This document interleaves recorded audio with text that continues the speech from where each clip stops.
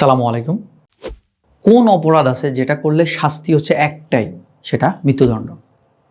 মানে আপনি এমন একটা অপরাধ যেটা করলে আর কোনো শাস্তি নেই, সরাসরি মৃত্যুদণ্ড, সেখানে কোনো কম্প্রোমাইজ নেই। চলুন আজকে আমরা সেটা নিয়ে আলোচনা করব। আমরা বাংলা সিনেমার বদৌলতে জানতে পারি যে আমাদের সাধারণত খুনের শাস্তি যে মৃত্যুদণ্ড দেওয়া হয় সেটা হচ্ছে ৩০২ ধারা মোতাবেক।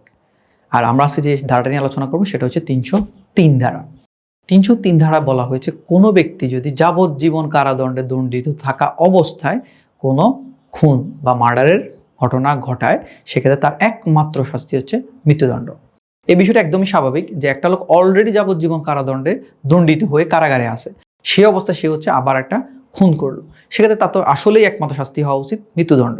তো আসুন দেখুন, যাবজ্জীবন কারাদণ্ড দণ্ডিত একজন লোক কারাগারে থেকে আবার কিভাবে খুন করতে পারে।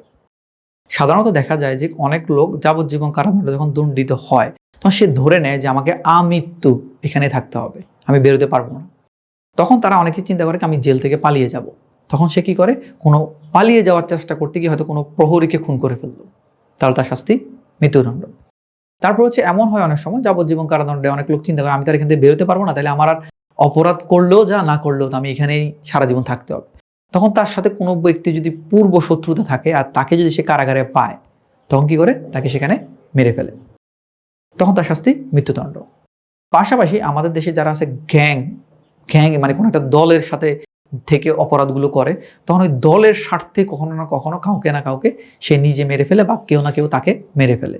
তো ওই কোনো একজন ব্যক্তি যার কারণে হয়তো সে আজকে যাবজ্জীবন কারাদণ্ড দণ্ডিত হলো, তাকেই সে কারাগারে পেয়ে গেছে যে এই লোকটাই এই মামলাতে আমাকে ফাঁসিয়ে দিয়েছিল, তখন কি করতে পারে, সে ওই লোকটাকে হয়তো মেরে ফেলতেছে। অথবা স্বাভাবিকভাবে আমরা জানি অপরাধ যারা করে তারা সাধারণত সম্পূর্ণ সাউন্ড মাইন্ডেড থাকে না।